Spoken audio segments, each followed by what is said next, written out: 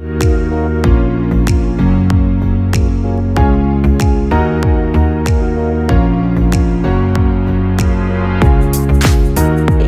o PSDB nacional se prepara para um congresso partidário que será realizado no dia 7 de dezembro, as mulheres resolveram fazer um debate. Aqui eu tenho a ex-governadora do Rio Grande do Sul, Ieda Cruzius, e a ex-secretária executiva do Ministério do Meio Ambiente do governo Fernando Henrique, para um debate sobre economia, meio ambiente. Aspásia, me conta um pouco da sua trajetória pública, do seu trabalho nessa área de meio ambiente, no parlamento. Eu tenho duas grandes paixões na minha vida que eu acho que eu já nasci um pouco predestinada para elas.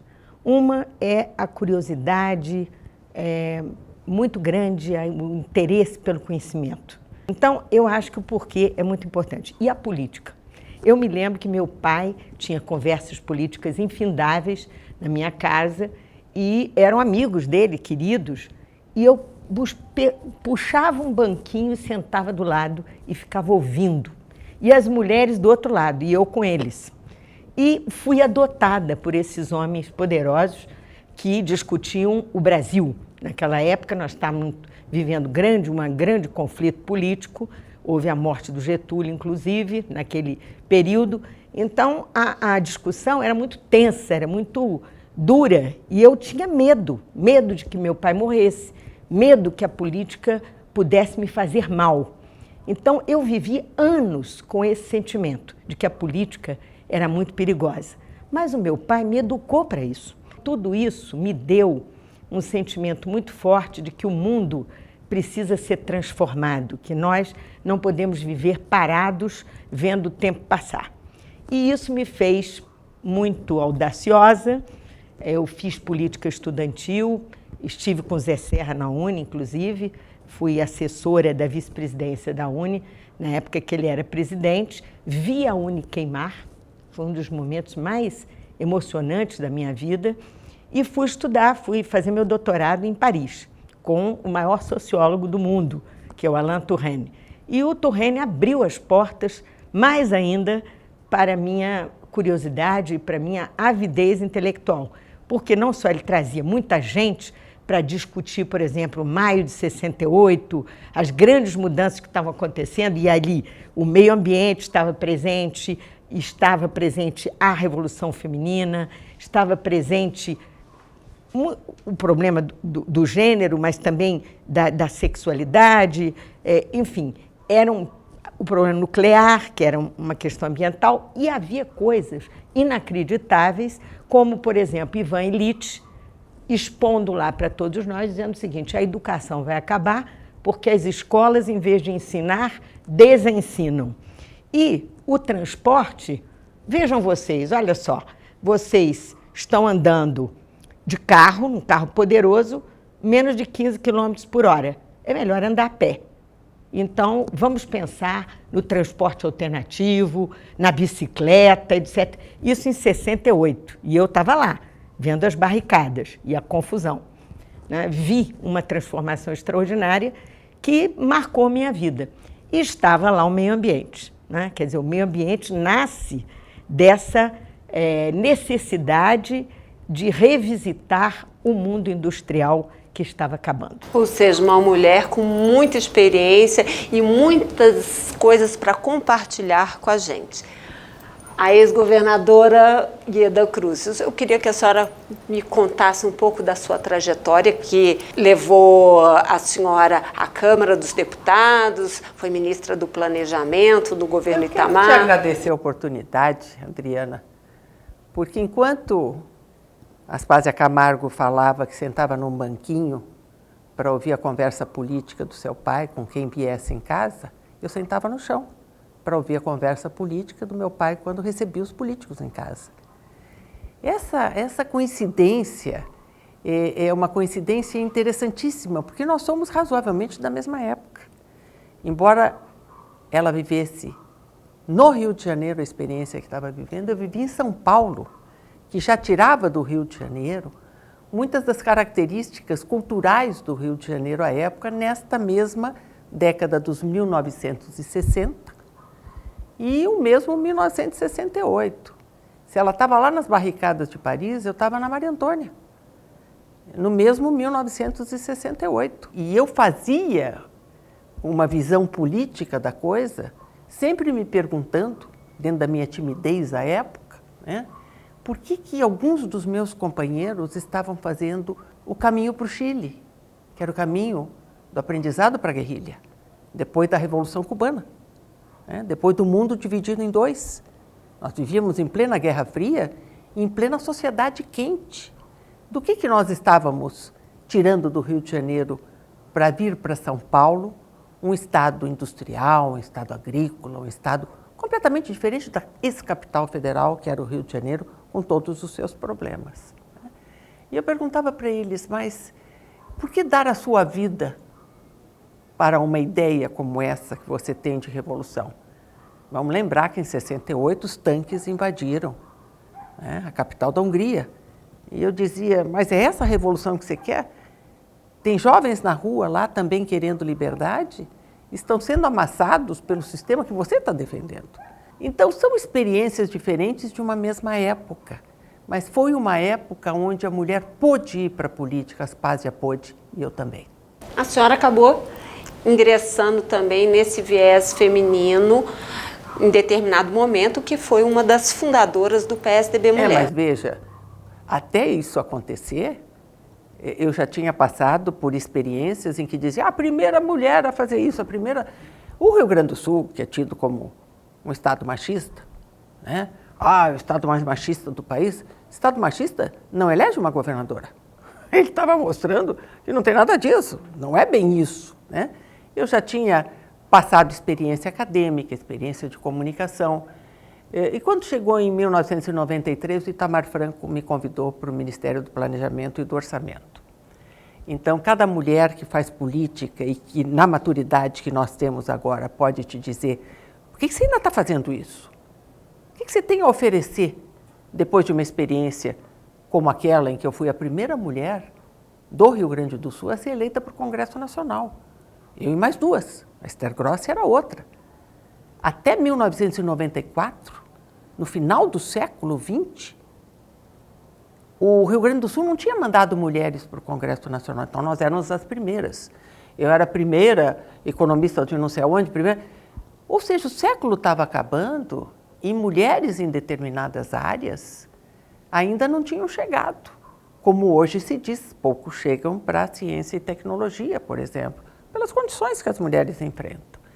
Então, quando eu fui eleita deputada federal, depois de ter sido ministra do Itamar, nós termos vivido o Plano Real, eu sou economista, eu tive um líder, mais do que um, e que dizia que estava na hora de formar movimentos de mulheres para mudar aquela realidade. Se a primeira é isso, a primeira aquilo, a primeira mulher é isso, a primeira andar no espaço, Esse foi André Franco Montoro, da Democracia Cristã. Pode me interromper, porque nós somos da mesma época. Então, nós estamos juntos no governo Itamar, porque eu estava presidindo o IPEA. Isto. E o IPEA do meu ministério. Quem é que me deu abrigo ali? Franco Montoro. Franco Montoro. Olha aí. E por que Franco Montoro? Porque foi ele que descobriu o Serra, o Paulo Renato. Ele descobria valores, mas ele também, na Democracia Cristã, ele dizia assim, se as mulheres não se unirem para determinados movimentos, né, nós não vamos mudar a realidade. A realidade não se muda tendo a primeira essa, a primeira aquela. Tem que ter muitas. Para a realidade da violência, a realidade da desigualdade, a realidade da injustiça, né, serem superadas pela ação política. E aí uma jornalista me perguntou, interessante que é uma jornalista que é a mais vista e ouvida lá do Rio Grande do Sul, Ieda, eu não entendo, você não teve cota para ser ministra, você não teve cota para ser deputada, por que você trabalha pela mulher? Eu falei, exatamente porque eu sei o que eu tive que passar para ser ministra, para ser deputada.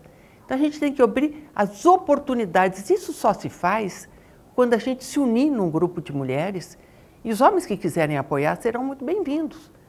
mas a sororidade ela tem que acontecer na experiência do cotidiano, na experiência do dia a dia. Atendi o Montoro, fui presidente da União Latino-Americana de Mulheres, a pedido dele, e fundei o PSDB Mulher há 20 anos atrás. Nós temos 20 anos de vida, o PSDB Mulher, e nesse período foi avançando no campo legal muita coisa, mas no campo da política pouca. E é por isso que eu me dedico integralmente a fazer política pelas mulheres, para as mulheres. Neste momento que o PSDB está passando por um debate interno, que é mudar a sua imagem, qual o papel da mulher nessa renovação política?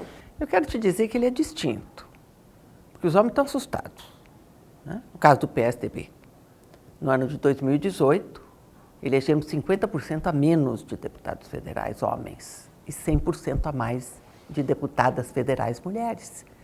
E eles olham e dizem assim, o que estava acontecendo que eu não vi? Mas com isso nós recebemos deles, jovens, nós mais maduras, né? Nós recebemos deles com uma certa surpresa, uma confiança de poder fazer política no segmento das mulheres. E com isso, quem sabe, ajudá-los a superar um momento crítico do PSDB que o Congresso Partidário do dia 7 de dezembro busca enfrentar. Quer dizer, se o mundo mudou, o que está acontecendo com o PSDB e com outros partidos políticos que não estão sendo mais respeitados pela população, que dizem, os políticos não me representam, os governantes não me representam, o Supremo Tribunal Federal não me representa, manifestações gigantescas de rua. Então, graças ao Montoro e à experiência, eu disse a essa jornalista, eu não tive cota, mas eu sei perfeitamente que o caminho que eu abri, eu ainda tenho que buscar outras mulheres para virem. Porque se a gente não buscar, elas vão sossobrar diante das dificuldades cotidianas da sociedade.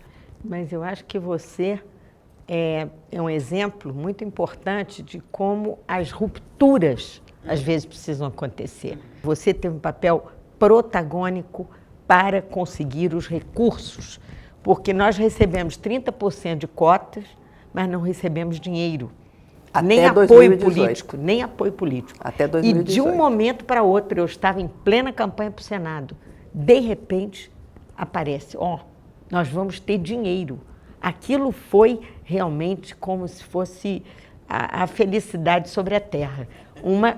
Um ato de justiça, mas de coragem também, que vocês tiveram de conseguir no Tribunal Superior Eleitoral esse ato Mas de justiça. Mas eu quero te dizer, Adriana, e quero te dizer, Aspásia, como a gente conseguiu. Exatamente isso que eu ia perguntar. Como que foi essa conquista? Porque foi uma conquista de mulheres. Mais mulheres na política, mais mulheres em postos de comando. Em 2018, o judiciário, nas suas 6 funções superiores, todas as 6 eram comandadas por mulheres. Se não tivesse 6 mulheres comandando as 6 instâncias superiores da justiça, nós não teríamos conseguido que 30% de candidaturas fossem 30% de recursos. Mas não porque elas quiseram, bateram na mesa, que elas convenceram os seus pares no Supremo, no Superior, na AGU, na Defensoria. Por isso que a gente tem que ter mais mulheres na política, porque 2018 rompeu uma regra injusta. Você pode ter 30% das vagas, mas não vai ter 30% dos recursos. Então, por isso, mais mulheres na política. Eu estou dando um exemplo de ontem que trouxe resultados. E os resultados, a maioria dos homens ainda não entendeu. Então, é capacitação, é união, não é? Então, por isso que, para a Aspásia e para a Adriana, que eu interrompi, eu estou dizendo que você tem que ter condições objetivas para a mudança. Eu, como economista, te digo, se você não tiver o financiamento para as funções de Estado, você não vai reduzir a pobreza, você não vai reduzir a desigualdade, a injustiça, porque condições objetivas é grana, é dinheiro, como foi em 2018 para a gente poder eleger mais mulheres.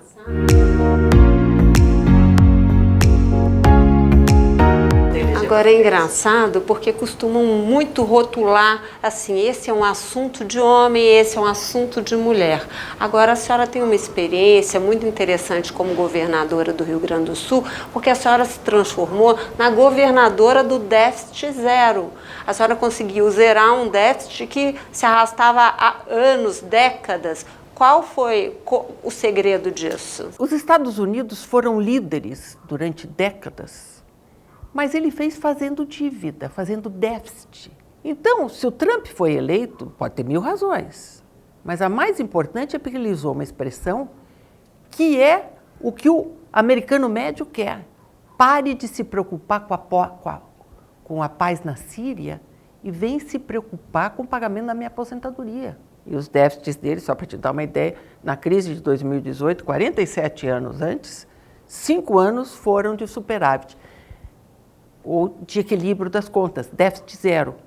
Quando eu olhei aqueles números, eu falei, Ieda, você está lá. Foram 47 anos de história do Rio Grande do Sul, em que, durante os teus 4 anos, você conseguiu equilibrar as contas.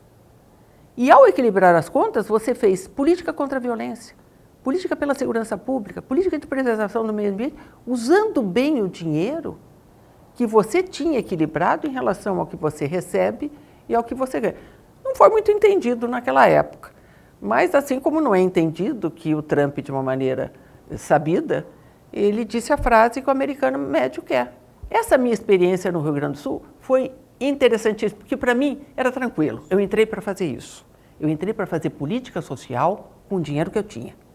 Porque eu era governadora enquanto o Lula era presidente. Você acha que o Lula me deu 10 mil reais? De jeito nenhum, não me deu nada. Então, o que nós fizemos no Rio Grande do Sul foi com dinheiro fruto do trabalho do Rio Grande do Sul. Então, a gente pôde provar que essa questão de economista que quer equilíbrio das contas públicas, enquanto você não equilibrar as contas públicas, você não vai ter aquilo que os cartazinhos das megas manifestações de rua do Brasil estão dizendo. Eu quero isso, e você não está me dando.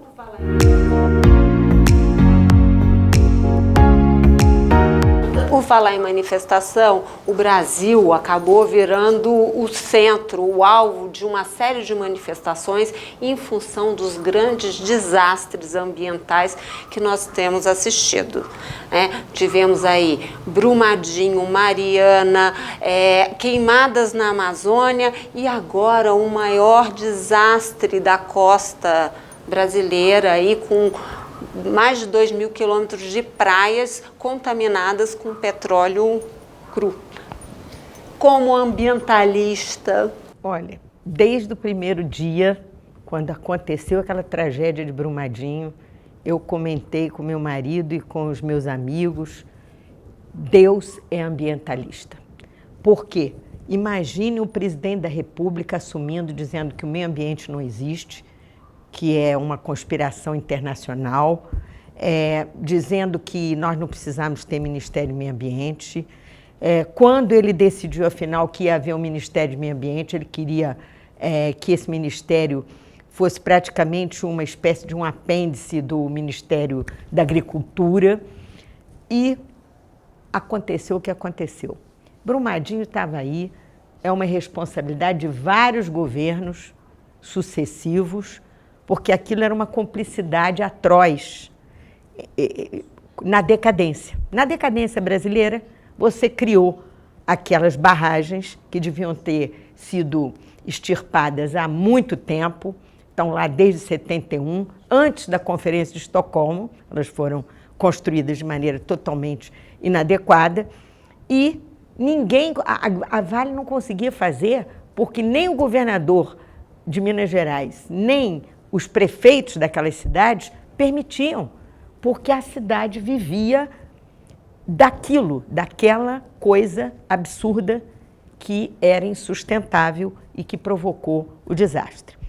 Bom, no caso da Amazônia, foi até mais grave, porque o presidente incitou o IBAMA a não cumprir a lei, a não prender as pessoas que estavam invadindo áreas de preservação ambiental, né? E, logicamente, essas queimadas que realmente existem, etc., elas foram detectadas pela única coisa que funciona 100% na área ambiental no Brasil, que é o INPE, que faz o controle das queimadas por processos altamente avançados do ponto de vista tecnológico e que realmente sabe tudo o que está acontecendo. Então, aquela história, houve uma negação da verdade científica. Isso me incomoda profundamente, né? Agora, a lição veio desta maneira. É uma coisa grave. Dilma Rousseff já tinha cometido esses mesmos equívocos, que levaram, inclusive, já no tempo do próprio Lula, à saída da Marina. E o que nós temos é um grande mal-entendido que a culpa, Ieda, é da obsolescência, da velhice, da caduquice da classe política brasileira. As pessoas não entendem que o século XXI é o século da mulher e é o século do meio ambiente. Por uma razão muito simples. Nesses últimos 50, 70 anos, nós destruímos mais do que 3.000 anos atrás. Quer dizer, nós fizemos em 50 anos o que o ser humano não conseguiu fazer ao longo de milênios, né? A destruição foi muito grave, em tudo. Então, o problema é o seguinte, o meio ambiente era um problema ético, um problema moral, um problema que estava mais pendendo para o lado civilizatório do que propriamente para o lado econômico. Agora virou econômico, porque a economia trabalha com a escassez. Quando você tem recursos escassos, é a economia que vai dizer o que tem que fazer. E agora, os recursos naturais que eram abundantes, no Brasil eram abundantes, não são mais. Ou eles estão poluídos, ou eles estão acabando. O peixe está acabando, né? Os rios estão completamente poluídos. E nós temos problemas ambientais gravíssimos, como perda de biodiversidade, né? Nós exterminamos milhões de espécies por dia, sem reposição. E as árvores, porque as árvores é que fazem as águas permanecerem vivas. Existe uma espécie de casamento perfeito da água com a floresta. Onde há floresta, há água. Se você cortar a floresta, a água começa a escassear. É o que está acontecendo na Amazônia.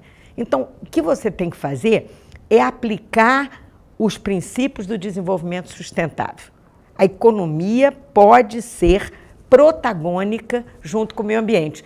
Mas isso não fui eu que disse. Quem disse foi uma grande mulher chamada Gro Brundtland, que inventou esse conceito de desenvolvimento sustentável. Essa mulher médica, foi a primeira ministra da Noruega, ministra do Meio Ambiente, e justamente nessa comissão da ONU, ela inventou esse conceito que hoje está sendo praticado pelas empresas de grande porte, está sendo praticado nos países desenvolvidos e na China. E nós, que somos os campeões da biodiversidade, viramos as costas para aquilo que é a nossa vocação, que pode ser fonte de renda para nós. Eu vou te dar só um exemplo. Os parques americanos rendem 2% do PIB americano. Imagine com os parques que nós temos, Parque da Capivara, parques por todo lado, por que esses parques não são áreas de ecoturismo? Por que a Amazônia não é uma potência florestal? E por que a Suécia produz mais madeira do que nós? E por que a Suécia transforma madeira em indústria moveleira e nós simplesmente pirateamos a madeira? Roubamos a madeira, queimamos a madeira e jogamos fora a madeira para vender para a Europa. Isto é um nonsense. O que eu queria dizer aqui para vocês é que o Brasil poderia transformar uma ameaça, que é esse problema da devastação, numa grande oportunidade. Mas ele faz exatamente o contrário. Ele transformou uma oportunidade numa ameaça. Estamos indo para a barbárie. Essa é a realidade. E isso, Barbara Tuchman já tem aquele cérebro livro que mostra a marcha da insensatez. O que poderia ser a nossa riqueza, leia-se, a biodiversidade da Amazônia está sendo pirateada todos os dias para os laboratórios europeus, americanos, para os cosméticos, para tudo que você possa imaginar. Havia já pronto, no tempo do Fernando Henrique, uma bela proposta que era construir um centro de biodiversidade, de biotecnologia, no coração da Amazônia, com a ajuda de laboratórios, de parceiros, empresas, etc. Mas achou-se que não seria uma boa solução, porque o preconceito contra as empresas, o preconceito contra a economia. Eu acho que o Brasil está parado, sem crescer, e o meio ambiente oferece hoje as melhores oportunidades de crescimento com inovação. Essa é a realidade. Enquanto a floresta em pé não tiver um valor monetário maior do que a derrubada para a população que vive naquela área, vai ser difícil. Mas ela já tem, isso já está calculado. Né? Quando você teve a Conferência de Paris, o problema de descarbonização da economia hoje é uma realidade. E nós poderíamos estar negociando o preço da floresta para que ela fique em pé. Isso é uma negociação internacional que nós podíamos ter, mas quando o governo muda e interrompe esse processo, ou quando nós não percebemos onde é que nós podemos ser verdadeiramente grandes, a tristeza é muito grande, porque, inclusive, hoje, o meio ambiente seria um New Deal, assim como o Franklin Roosevelt fez, como todos nós sabemos, um enorme investimento em obras públicas e para poder acabar com o desemprego, nós poderíamos estar usando os nossos parques para criar ecoturismo, nós poderíamos estar com a indústria moveleira funcionando, nós poderíamos ter uma série de atividades e nem falar na energia renovável, porque a energia renovável não estava no programa de planejamento do plano de energia brasileiro de 2010. Estava excluído tanto a eólica quanto a energia solar. A muito duras penas, conseguimos botar a eólica e a solar ficou para trás. O que está acontecendo? A China está ficando bilhardária porque ela detém hoje a posse das patentes de inovação tecnológica na área da indústria solar. E isso, imagine, o Brasil com o sol que tem, como é que nós vamos imaginar? O petróleo vai acabar e a energia solar está baixando o preço, porque é assim que acontece. Então, não adianta você investir nas coisas quando elas já estão consolidadas. Onde é que você ganha muito? É quando você inova. E o meio ambiente para o Brasil é a maior fonte de inovação da economia. Eu tenho absoluta conta de que o desemprego pode ser muitíssimo aliviado se nós abraçarmos a causa da economia verde e do desenvolvimento sustentável.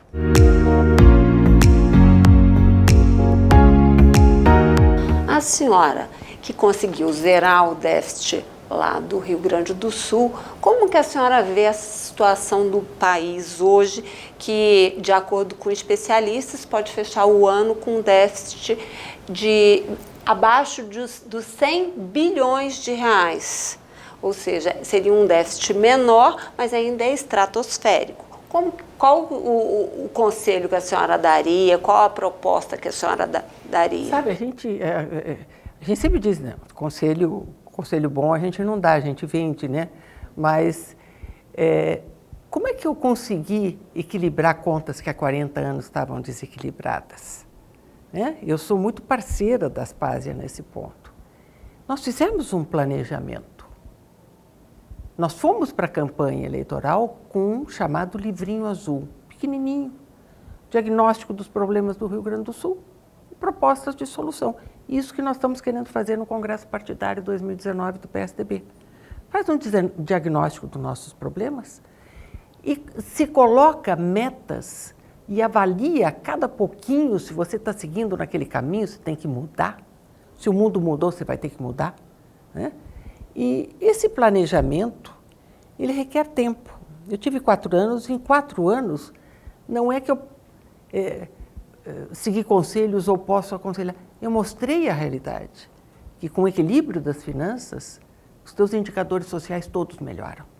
Se você usa bem o dinheiro público, fecha as torneirinhas da corrupção, você financia políticas sociais que são baratas. Caro é fazer uma estrada. Caro você construir um hospital.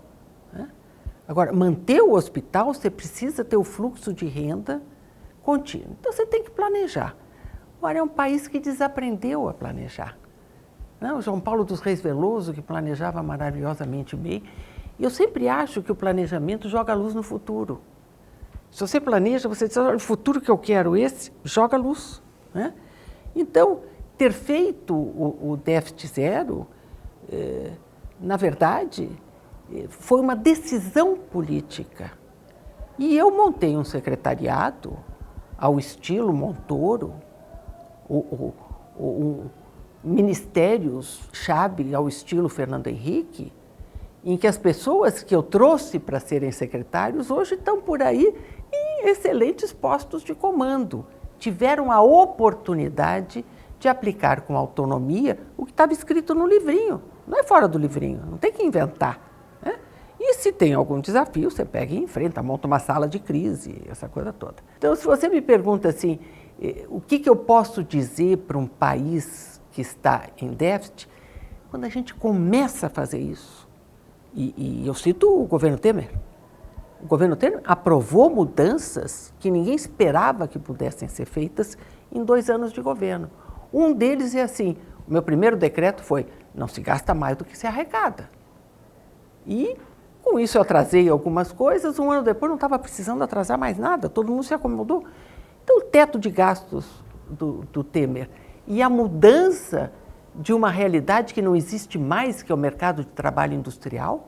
Quando você fez a reforma trabalhista, você adaptou regras de trabalho a um mundo 4.0, que é o mundo da revolução deste nosso século. Inteligência artificial, os big data. O trabalho anterior praticamente não existe mais, né? Hoje você faz serviços, você acha outras fontes de trabalho, emprego e renda. Quando eu olho as bicicletas andando para entregar coisas nas casas, você diz, gente, que criatividade.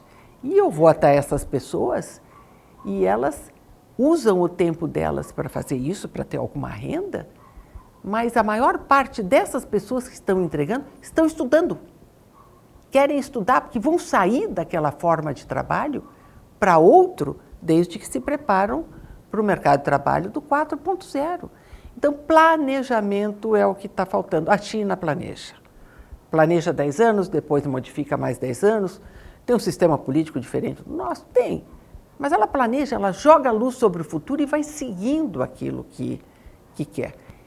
O governo Temer acabou em 2 anos em meio a uma fábrica de escândalos, que aos poucos a gente vai entendendo melhor para que serve, né? Então, você tem que planejar e deixar de fazer essas loucuradas que são práticas do nosso cotidiano. Nós sabemos o que tem que fazer e temos que dar oportunidade àqueles que não viveram como nós já vivemos, de fazerem aquilo na compreensão, no tato, no olfato que os jovens têm hoje para sentir o futuro que eles próprios querem para si. Eu queria dizer o seguinte, o meio ambiente é uma área em que a mulher se destaca. Todas as experiências de Agenda 21, que eu vivi inclusive no Ministério, porque fui eu que criei a Comissão de Desenvolvimento Sustentável e a Agenda 21 brasileira, e nós reunimos 20 mil pessoas no Brasil inteiro discutindo um projeto para mudar o Brasil, né, justamente com essa visão de que o desenvolvimento sustentável é o econômico, social e ambiental. Então, as mulheres imediatamente se destacam.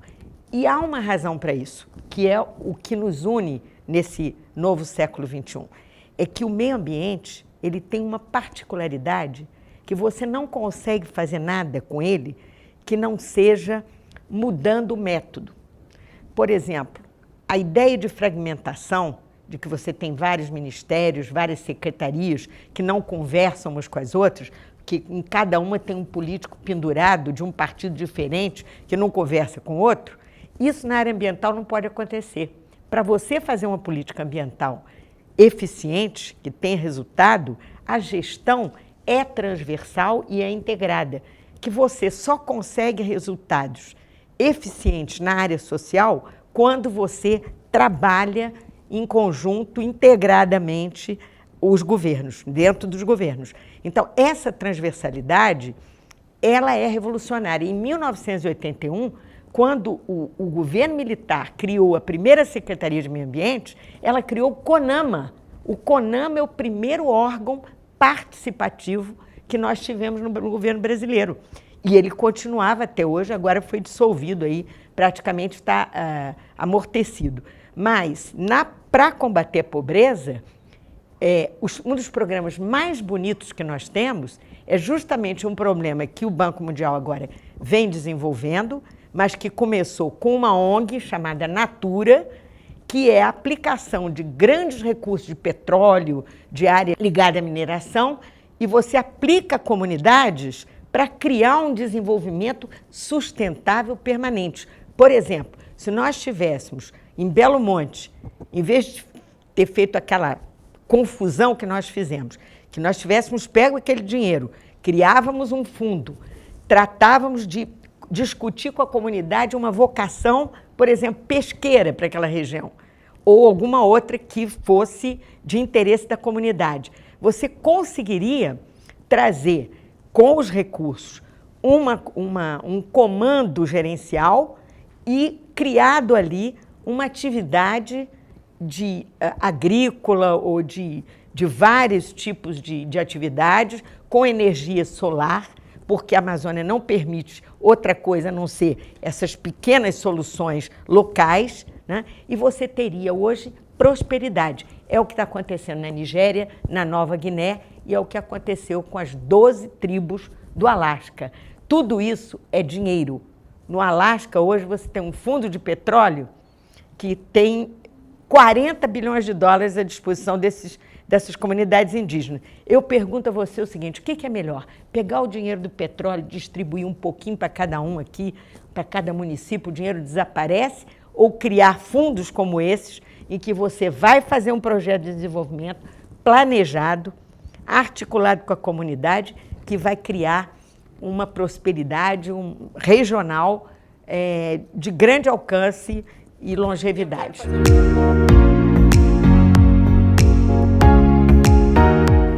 Eu quero fazer um registro histórico, Adriana. Aí você pergunta, o déficit zero, e como é que conseguiu depois de 40 anos, depois o meu sucessor estragou tudo e botou o Rio Grande do Sul por mais 40 anos nessa pindaíba que ele está, né?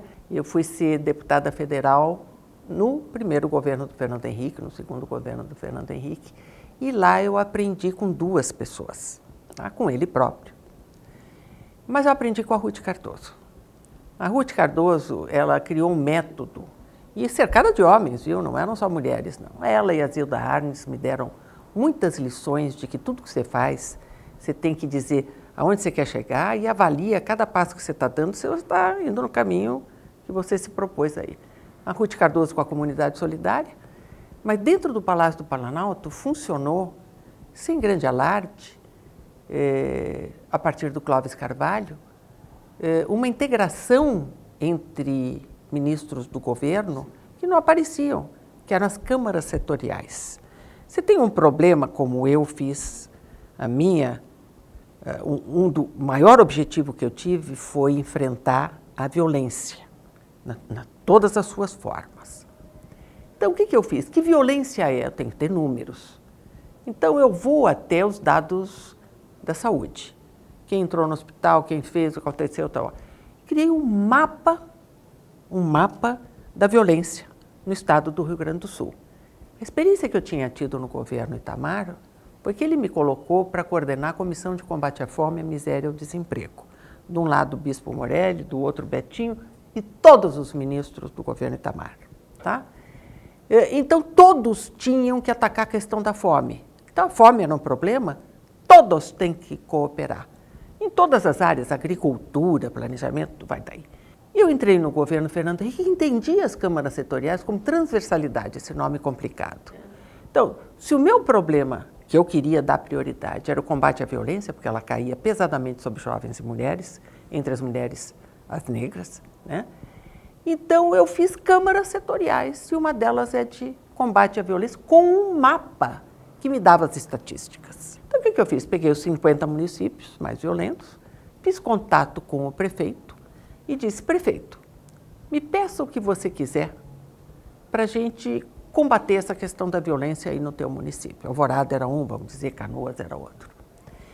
Então, o aprendizado que a gente tem ao longo da vida, que você falou, tem que ouvir as experiências de quem já fez, a gente tem que dar autoria de quem fez as coisas funcionarem, como no caso do governo Fernando Henrique, onde houve uma imensa inversão da miséria e da pobreza, seja pelo Ministério da Assistência Social com seus programas aplicando os estatutos, né? Então, o déficit zero para economista... O plano real foi o plano real. O melhor plano de combate à pobreza. Mas por quê? Porque foi tido, né? Foi negociado ali junto com a população quis, né? Então, é esse o resgate que eu quero fazer. Que a transversalidade não é uma coisa atual. A transversalidade, ela é o alimento que a gente prepara com vários componentes para gerar resultado. Você vê, e o resultado vem. O caso meio agora ambiente do Nordeste requer é isso. A violência requer isso. Não, esse caso agora das praias, É. tipicamente havia um gabinete de crise, né? Um protocolo que você tem que jogar num momento de um desastre como esse e que tem que funcionar imediatamente integrando as diferentes autoridades, inclusive locais, estaduais, etc. Né? E tudo isso foi malbaratado. Né? Então, esse tipo de arranjo é o arranjo do futuro, da cooperação. É isso que nós vamos botar no programa partidário. O PSDB Mulher vai botar no programa partidário. Uma carta programática. Uma carta programática em que o que nós já sabemos, não há substituto para o PSDB. O PSDB tem um DNA de identificar problemas e resolvê-los de uma maneira pactuada. Né? Não é revolucionária. Ela é pactuada. Este DNA não está presente em nenhum outro.